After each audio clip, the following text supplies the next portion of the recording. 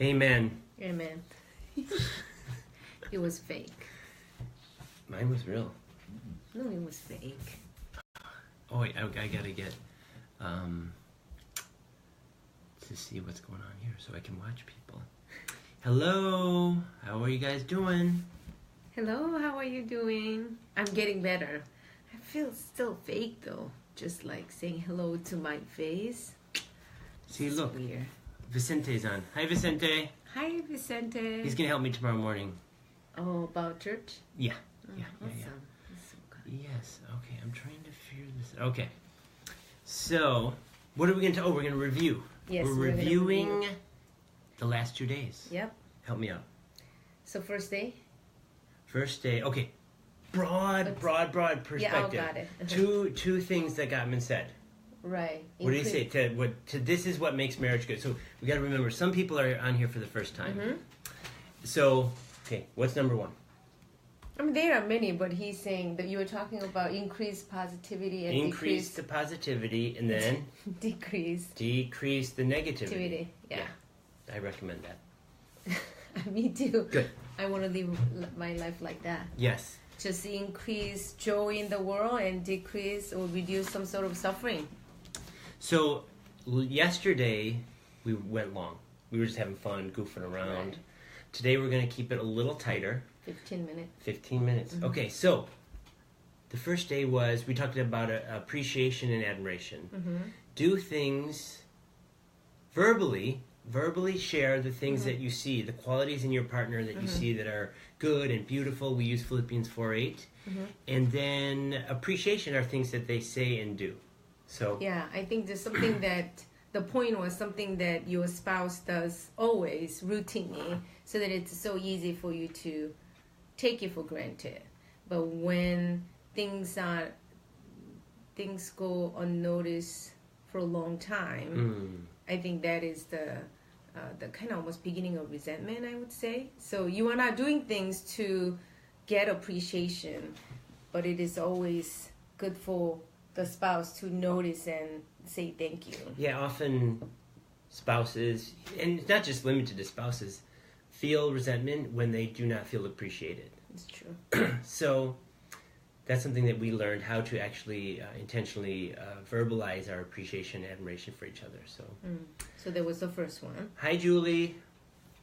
Hi, Julie. Julie and Aaron Julie. Hi, Julie. Our church Julie. Yes. Nate. Hi, Nate. Our Nate? Nate Risden. Oh, Nate. That's right. I like He saw me today. I love Nate. Yeah. Yeah. I like Mihai. Okay, go ahead. Okay, So focus. yesterday. Yeah, So yesterday was on, I wanted the big brain question, which is basically, it's so simple. We're all asking this. Will you be there for me? It's not, this is something that we're asking inside. We may not even be realizing this, Right. but we can notice it. It's like, oh, Sungshin, will you be there for me when I'm going through something hard, or I'm anxious, or I'm upset with you, or maybe other people? Will you be there for me? Like that's the big brain question. And if it's no, then that increases the pain, and then who knows what kind of behavior in survival mode that we engage with. So I think as much as we want to commit ourselves to say yes to those big brain question of our spouse, I know that when John is anxious or scared or sad or angry, honestly, like, I don't like it. And I don't want to say yes. I mean, hell no, I don't like it. So I failed to say yes to your big brain question. Don't always say those things out loud. It's not necessary. In the moment. I know, but then my facial expression and all those definitely. things already give up saying it, then my answer is no. Yeah. So we are suggesting when we desperately look for this answer yes from our spouse, and we don't get it, and then we are in a deep pain, then we are suggesting that we need to receive that yes from our good Father. Yes. And then we will always say, in that sense, will you be there for me? And then he's the one then who's saying, yes, I'll be there for you. Even your failure, your anger, your state of mistake, or your despair, I am with you in that pain. I think that's how. So when we can't give it to each other, we have to Right. notice. We were talking about the That's pain right. cycle. Notice you're in the pain cycle. That's the biggest one. Most of us don't even notice it. So that actually you could take the next few months and begin to notice when you're in pain and what your behavior is. And then interrupt it. And we talked about interrupting it with a breath prayer, yeah. which is basically just slowing down your breathing and connecting it with the presence of God through Scripture. So I want to say hi to some people because I saw, hey, Papa Joe is here. Sweet Papa Joe. Okay, that's for the people who really love him, which yeah. we do, We are, which I yeah. do too. Jenny Kim, and then Hippen I saw. If I miss anyone, it's because I only see like 2 names on my phone here. So what else did we? Is any that kind of covers the first 2 days? I think so. Yes. So just quick kind of summary there, and then for those who get the Marriage Week emails. People, it's on our church website. That's who gets it. There's things that we are that I sent there that we'll reference, but you don't need to have the email either. Also, I just want to say I'm noticing that the lighting is not good because like the light comes down and it casts shadow right here. So we need some like light coming up here. Oh my gosh. Okay, I know Jen. you're tired, aren't you? Yes, go You ahead. don't have all that spunk that you had yesterday. Okay. She's traveling to San Francisco tomorrow, which means we're not even sure how we're going to do tomorrow, unless we do it on the way to dropping off at the airport. That could be kind of fun. Okay, John, let's just do it. Okay. Honey, today's about building joy. Okay? I know, but this is a real marriage. You know, real marriage is not always joyful. Hold on, I want to see It something. can be painful. I know, but it's about building joy. Okay, so Okay. there we go. Look at that. Look at that. That is Okay. better. Do you see it? Does it make a difference, It does. It guys? does. Look. Can you say it? Yep, look. Oh, you can't. Casey. Casey. from- Casey. Hey, Casey, and Chicago. Matt, and Jack, and Addie, I and your know. dog. I forgot your dog's name. But Just let's do it. It's 15 minutes. Let's just. focus, John. Yeah, John. Casey, can you tell your friend? So today we're talking about how do you build joy. Hi, Casey. If you have questions, please just put it in there. Right. How do you build joy? And what is joy? So you want to say Ivy is the dog's name. If you want to say, just define joy. What is joy? What does it mean relationally? Because most people probably hear like it's some sort of feeling good, but it's more than that. Well, our mentor, Jim Wilder, saying that joy cannot be defined without relational context. Joy is like genuinely when you see someone that you are glad to be together. So just the spark that comes into your eye or your facial expression just naturally when you see someone that you're really glad to see, then you have this like spark in your eyes. Yes. That's what it means. Like you are so glad to be with them. I'm glad to see you in a sense that I'm so glad to see that you are alive. So and it's more than just like I could say, Sangshim, I'm glad to be with you, but you could tell when I said it that way. That's not my right brain is not conveying that. No. But I could convey it without even saying it. Right. And often Right. we do that with smiling. Right. Kind of our eyes show that our interest. Right. We genuinely are glad to be together. Right. That's what joy is. Yes. It's that relational experience. So. And I think yesterday you had a good point. I think many couples, when you are dating, probably you look at each other and talk. And I'm not sure, like, just notice whether you look at each other when you are talking or just sharing. Yeah. Yeah. That's something, just that gentle eye contact that if you really are glad to be together, you don't have to say it. Although, we're talking about verbalizing and saying that, so. And in the email, but just joy, one way that we're talking about is how do you show interest to your partner? So, and we're going to give some examples. There's things that hopefully, if you're married, that you have things that you have natural interest together. So we met studying marriage and family therapy. We met as students. We like to study. We like to learn. So that's just a natural thing that we That's do. We go true. to seminars. Right. We listen to podcasts. We watch YouTube videos, and we Right. talk about it. So Right. that's something that like we're really like we do well together. It's like a shared experience. Shared experiences in that. Yeah. But then there's things that I'm not interested in, or you're not interested in, that can actually deepen the bond. And so the example I'll talk about, and then you can share one. Right. And this is actually like almost like a love language. You can think of it like that. But you guys know the love language, the five love languages. I think many people know. Yeah, like, you can go online. What are those 5? Okay, like, so it's touch. You gift, look nice. Oh, gift. Okay, and hold on. Here's a gift. Quality time. Here's a gift. Quality time. Quality time. Touch, talk. So like saying nice things. Encouragement. Encouragement. Word of encouragement. Did we miss something? One more. There are one more. Somebody say it. Yeah. I think there are those. Service. Acts of service. Oh, that's mine. That one. That's mine. yours. That's mine. Yes. Yeah, that's like middle to low for me. That's her number 1. Yeah. So, where were we? So, interest. Interest. Okay, so we have a lot of shared interest. Right. But I would say, hi, Vivian. And I think there was someone else, but I missed.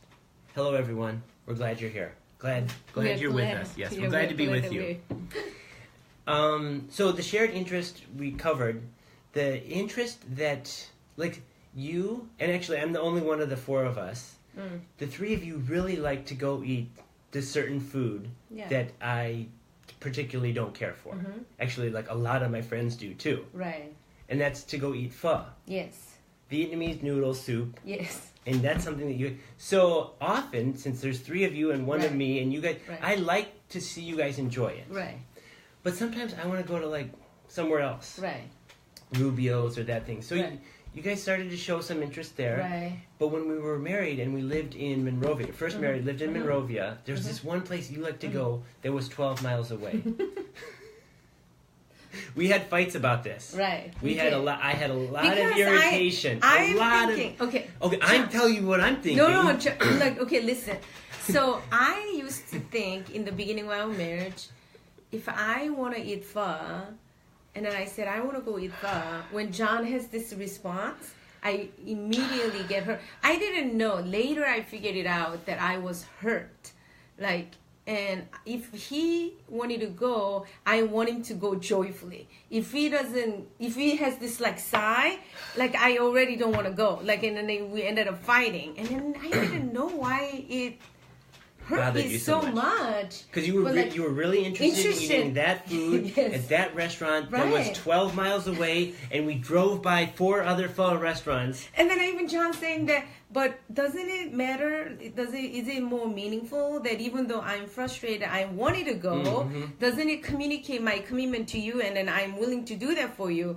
But something in me, like, if you're going to do it, just do it joyfully. If you're going to do it with that attitude, don't even do it. You know, which I agree with, but you can't always manufacture that. That's right. So now I was thinking about telling this story. Like, so now, even if I don't really want to go, I'll be like, yes, let's go to pho!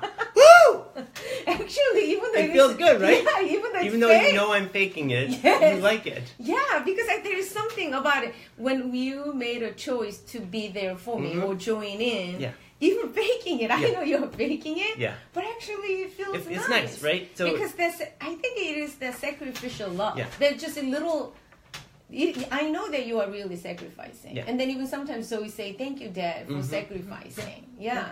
I think that's the essence. I do enjoy seeing you guys enjoy it. Right. But then I have my limits. Right. I have my limits on how often we can go. So, Jenny really dislikes pho. Oh, I knew it. You're my sister, Jenny. Jenny. Hi, Mom. Hi, Mom. So you tell your story about... So mine's kind of more like everyday... Because there's a lot of stuff we actually have a lot of shared interest that's easy. So this everyday one is kind of around food and eating at this restaurant. Luckily, where we live now, there's a couple and there's one that the family likes and it's close. So I'm good. We don't have to be... 12 miles away? Yeah, 12 miles away. Praise the Lord. Okay, so what's So you were saying that interest, you join in. Yes. It is hard for you, but then you join in too, in a sense that... feel joy like that. I don't know whether that fits, but I think you are joining in. Joining in. Since you like it, yes, I'm genuinely like interested in eating pho, not because the taste is good to me, right? But because you like it and I'm interested in what you like. Okay, this is totally off. You can tell we're not thoroughly scripted. Let me ask you something. I know.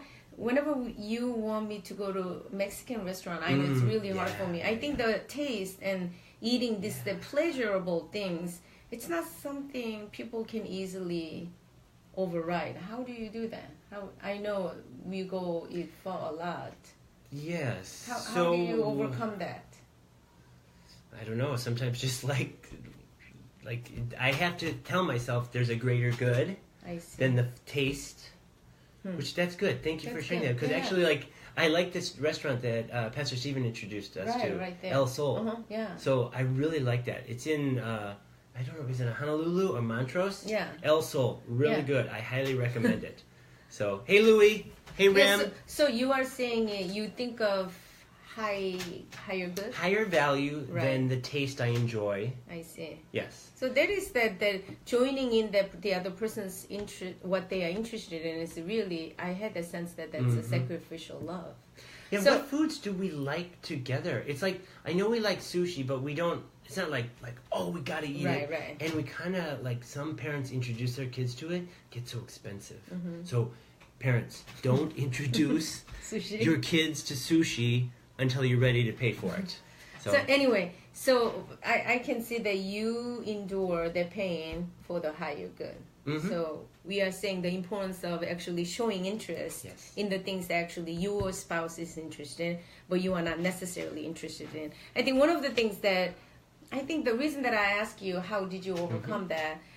You know, John loves you too, and then I am Fa. Fa means fresh off the boat. I'm a first generation Korean, and I grew up so poor that I didn't have any extracurricular. Like going to concert is just like ridiculous. I don't know why asinine, people stupid, foolish. Yes, foolish. Okay, all these things. So, but because I'm married to John, woo-hoo! I think I went to many U2 concert. You did actually, because you are interested. I don't like a rock and roll. Is it rock and roll? It's rock. I don't even know. Yeah. Okay, rock and roll. And you don't like that kind of like heavier I don't like it. I loud like music. I like just like hymnals. And I'm She's holy. I'm like a good Christian. I don't venture into those like those things. But last year, 2017. And then John loves U2 so much that he always go to GA. I don't know whether you guys know. General admission. So it's like where you line up, you get there way early. Like how many hours? Well, different amounts, but that usually you get there like 7 a.m. Sometimes you can leave the GA line. Sometimes you got to come back. But this one one was at the Rose Bowl. But by the way, I would have never asked you because I kind of knew, and it was kind of like it's too much of an ask for you. You already gone to all these U2 concerts with me. Actually, that was a crazy one because we decided we'll take the kids Sunday night to the Rose Bowl. Then our good friend, so this is actually kind of integrates our friends. Our good friends, David and Janet. And then, so go ahead. Just kind of share like how it, because it kind of integrates a lot of good things. I didn't mean to go try it, but my good friend Janet, whose husband also is a really YouTube fan. He's my YouTube GA buddy. Janet says, "Hey Peter, let's go." I think since again she modeled it. She modeled it what it is like to join in something that her husband is really interested in, loving it. So she's telling me that. At least one time in my life, I wanted to go and see what my husband is talking about. I know when she said that, Janet, that really challenged me. That's so true. Like, if John loves them much, maybe I might not need to go the second or third time, but maybe I will show interest in what he's really interested in. So I did that, and then some people asked, like, would you do that again? My answer is no. I don't like it. It was hard. And I do admit, for anybody who is less than 6 feet, maybe 5'10", it's hard. It's hard. Yeah, like I'm sure, like I'm just all the armpit level. Like I'm like, trust me, it was not fun. But I learned from Janet, who was challenging me and inviting me to practice what we are talking about. I wasn't interested in U2 GA at all, but then that is almost in our DNA. I don't know, like, and as a mom, I can see what it is like to sacrifice myself. But when it comes to husband, I'm not sure how much I'm willing to sacrifice my comfort for this sort of thing. But I know that means a lot to John. And again, we are talking about increasing positivity. And I think the first day or yesterday I mentioned about importance of depositing this emotional connection into your relationship bank. So just sometimes just this week, this is a marriage week, we're talking about something like that, and just pay attention to what your spouse is interested in, especially the things that you don't like. Yeah, they really. Then you could just be like, "Oh, tell me about you two. Oh, can we go to pho?" Yeah, something like that. You know, even he's joking right now. I'm telling you, no, that's true. I feel really like, happy. John, tell me about the new U2 album. Like, I hear there's a new... Like, if you even went online and said, what's your favorite song? Do you like... But there's a song you like, actually, on the new album. What is it? Do you remember? Landlady. The Landlady. Landlady. That's actually a really good song. Yeah, so, like, something like that. I realized that my world is getting expanded. Yes. My world is getting bigger. And I think that is God's design. Like, if I live by myself, then if I had a choice, I would never go to U2GA. And then it's definitely an experience. And then if I sacrifice my one day, because in my mind, like, that's waste of time, waste of money. Yet, for John, that wasn't it. Then how, it's like the essence of incarnation. Like, God enter into... in our world. Like, what does it look like for you to participate in God's way of living, Jesus is living? That's just in marriage. It's not a separate thing. It's just you practice, like what I said, just something that your spouse is deeply interested in and you are not so much. Yet this week, just pause and notice what they are interested in and join in. It's like that, like, oh, tell me more about you too. Are they coming in, like, in town? Like, when are they coming? May 15th and 16th at the Forum. David and I will be there on the 15th, Tuesday morning. I already got the day off, so I'm not asking you. Don't worry, you don't have to go. All right. So I think that's what we are. That is actually about. Like, it is really huge to detect. You probably can think of like 2 or 3 things that your spouse is interested in that you really don't have a lot of either zero or low to moderate interest. If you genuinely, with some level of enthusiasm, like, it's genuine because you love your spouse. Right. It's not necessarily because you love that thing they're interested in. So even like I saw Casey on here, she said that's why she watched the opening ceremony for the Olympics. For Matt. Apparently she doesn't, she's not that interested, but Matt really is. Wow. And apparently he knows like a lot of details, so he's talking about like this country and that country. Who knows? I don't even know what it is. So Matt, I support you. Got Casey, your back. You did a good job. Good job. That's great. Yes. Peter Kim is saying, Sungshin, what's your favorite token? Do you know what that is though? Litecoin. Like, oh, look at that! That's my lady! Crypto Nation, what's up, Crypto Nation! Yeah! Peter, thank you. That was awesome. Okay, one of the things that we want to wrap up and I want to really share is that marriage and spiritual matter is not separated. Your life, following Christ, living out the gospel, begins in your own soul, in your marriage, in your parenting, just in your friendship, at your work, just doing these things. It is that you are living out, you are following the life, the pattern of Jesus' life, that he begins with him coming as a baby incarnation. And I invite all of us to take his footstep and just, it's not a grand thing. You can do it in your marriage today. Okay? Yes.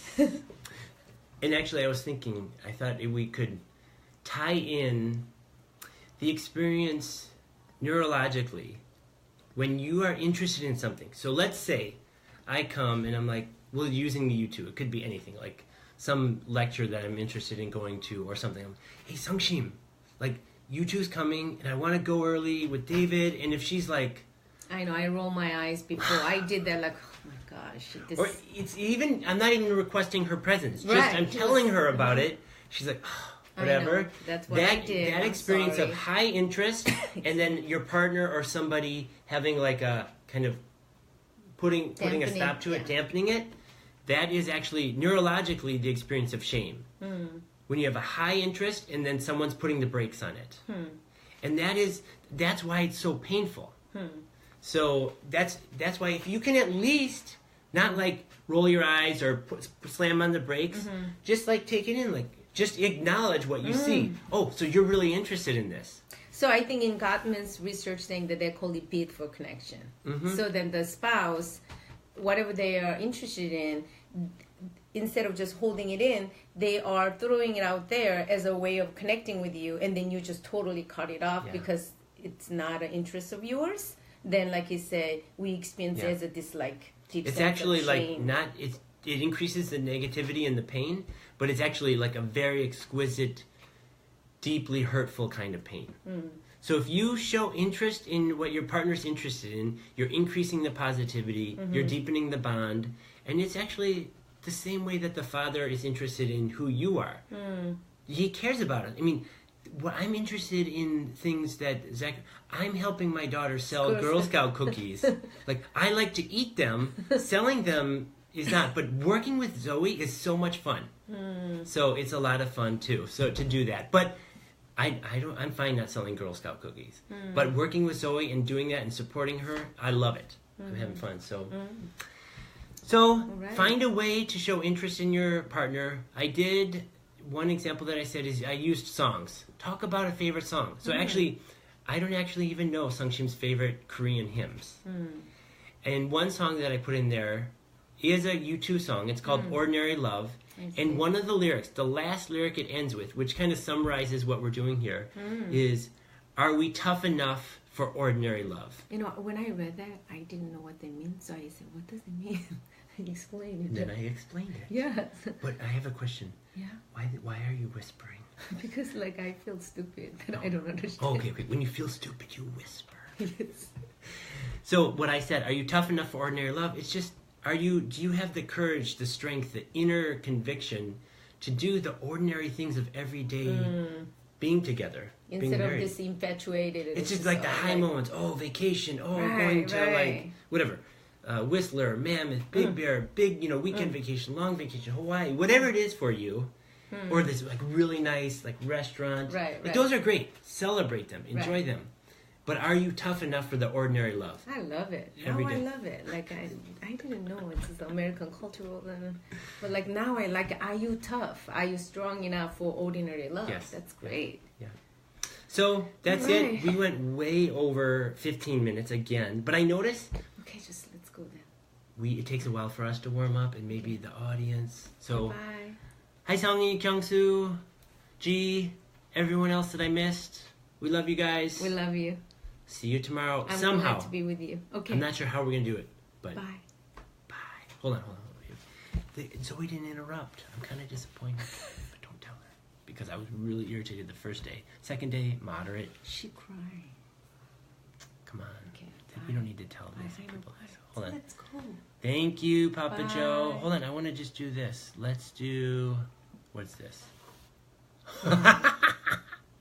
Okay, how about this one? Oh, nope, can't do that. All right. And we will do... Here, let's end with this one. Hello. Bye, guys. Bye. We're just hanging out.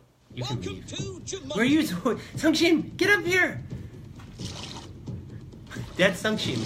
No. Oh, gosh. Oh, goodbye. Oh, you're over there. Goodbye! Bye. How do I end it? Okay. I seriously don't know how to end this thing. Okay, I figured it out. Bye, Sharon and everyone. Bye. Jesus loves you. That's what Papa Joe used to say. Okay. Bye.